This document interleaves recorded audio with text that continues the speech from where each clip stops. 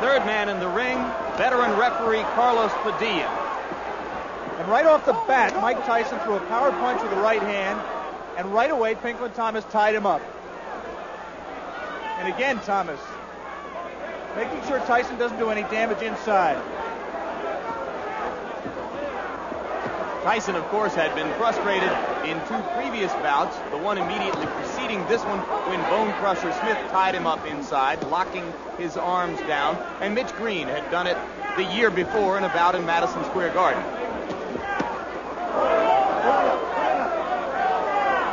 Low right hand below Thomas's belt, and Mike Tyson was warned by referee Padilla.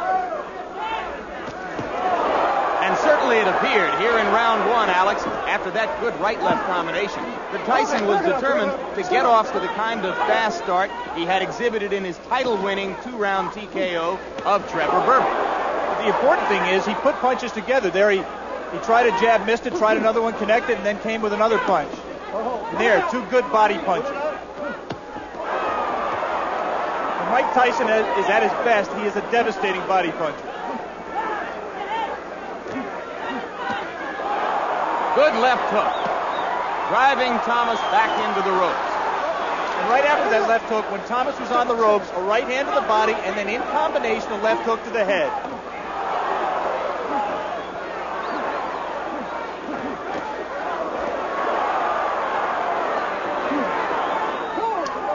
Pinklon Thomas tried to fight back. He didn't run. He's not grabbing at this point. Maybe it's just that Tyson's just too active. He's just throwing too many punches. Too strong inside. And now just past the midway point of round one, the crowd at ringside began to anticipate a possible early knockout as Thomas's legs appeared a bit wobbly. The biggest surprise in this round was the fact that Pinklon did not move more. Angelo Dundee, his trainer, said he was going to show Tyson a lot of lateral movement and confuse him. But here in round one, he just hasn't been able to do so. It was also interesting that he was unable to tie Tyson up inside and force him to stop punching, as had Smith and Green for long occasions. There, a devastating left hook. And again, Thomas backed up against the ropes. Two tremendous punches inside, led by the uppercut. Mike Tyson at this point is really fighting left-handed. He's got his right foot forward. He's looking to load up that left hand. He just missed it there. The right uppercut inside. Thomas not holding on here. Perhaps 2 days to do so. So largely as the result of the effectiveness of the left hook used over and over again. Round one was a devastating and overpowering round for the champion, Mike Tyson. Round two, the round in which Mike Tyson had finished off Trevor Berbick after a similarly dominant round one to take away a title that Berbick had won from this same Pinklon Thomas 6 months before. Mike missed two left hooks and then the right hand. A little bit of movement here from Pinklon at the start of round two. And you had to suspect that Thomas's concerns entering round two would be, number one, to move and try to stay away from some of Tyson's heavy punches, and two, to begin to try to tie him up a little bit inside. And the surprising thing here, Mike was not as active on the inside as he could have been. You see his hands are free there. He did not let his hands go with the kind of powerful shots that he did in round one. A good Tyson jab. That's a jab that he shows all the time in the gym, but he has not yet been able to work into his fight plan in the ring. Good body punches again from Tyson. And this time, Thomas began to clinch and hold.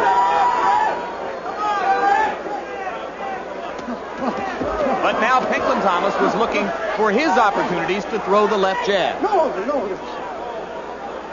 hard punches, but a little bit annoying, a little bit distracting for Tyson.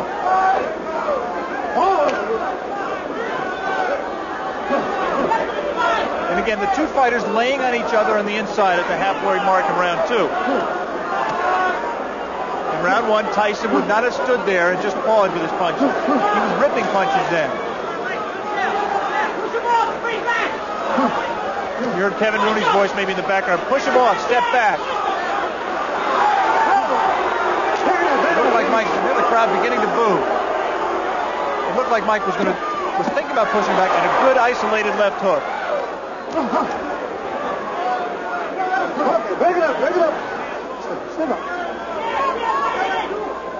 Early boos from the crowd in that brief period of inactivity, but of course, this was the scene of the disappointing Bone Crusher Smith bout. Tyson there seemed determined not to let it happen again. But at the end of that combination, he looked amateurish. His opponent was out of range, and Mike let go a wild right hand. Break it up.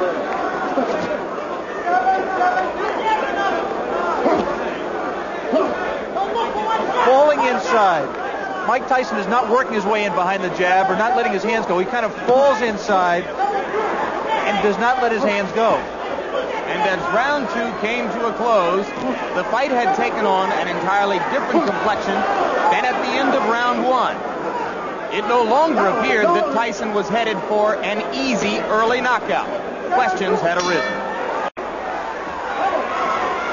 So as round 6 began, Tyson chased Pinklon Thomas to the ropes and was immediately grabbed for his trouble. Step up.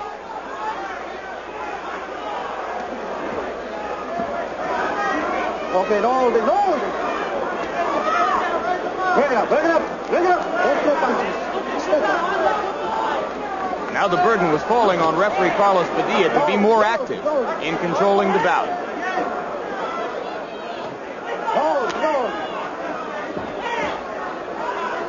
There you saw Mike try to step back and get punching room, but he didn't let his hands go. Break it up. It was a good idea, though. The kind of thing that Kevin Rooney urges Tyson to do.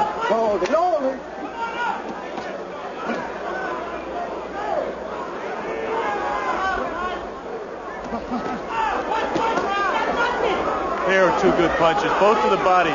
The body punches obviously do 2 things. They take the opponent's legs away, and they should create punching opportunities to the head. It was body punching which had established the tempo in round 1 when Tyson appeared to be close to knocking Thomas out. Now, he tried to take command of the bout with a similar assault. The right uppercut landed on Thomas's chin. And that turned the crowd's booing, which had just begun, into cheers. Again, Kevin Rooney from the Tyson corner. Punch out, punch out. And there, the savage left hook. And that punch really was the beginning of the end. And now this flurry of blows dominated by the left hook. 3 of them right there, putting Thomas on the canvas. 4, 5, 6, 7, 8, 9. As Padilla finished the count, Angelo Dundee entered the ring to say that his fighter should take no more punishment. That was it. I'm sitting, I'm throwing my jab, and I'm going to lean to my left when I'm going to throw the hook. Because I knew he was going to drop his right as soon as he jabs. And right there, he was in a tremendous amount of pain. You got underneath his jab to throw that left hook. A lot of people said that his jab gave you trouble. Is that accurate? No, not at all. But as you know, he had the best left hand in the business. And he could give anyone problems, but I refused to be denied. And after I saw I had him hurt, I just put everything together. And the punches he was taking was tremendous. Even though he seems like he's incoherent at the moment, he's able to get away from some of the punches, but they were just coming in such a concession. Oh, and it was so brave, man. He took those punches. Any lesser guy would probably stay down for the first left hook. Left hook was dominant in that flurry. Let's take a look at your right uppercut here from the overhead view. As you see, the uppercut was effective, but it wasn't accurate enough. I just barely grazed him with the end of my thumb. Another angle on the sequence of punches that led to the stoppage. Do you have any criticisms of this performance at all, Mike? Anything you want to go back into the gym and try to learn? Well, not at all. You know, I let him feel comfortable that he can hold me.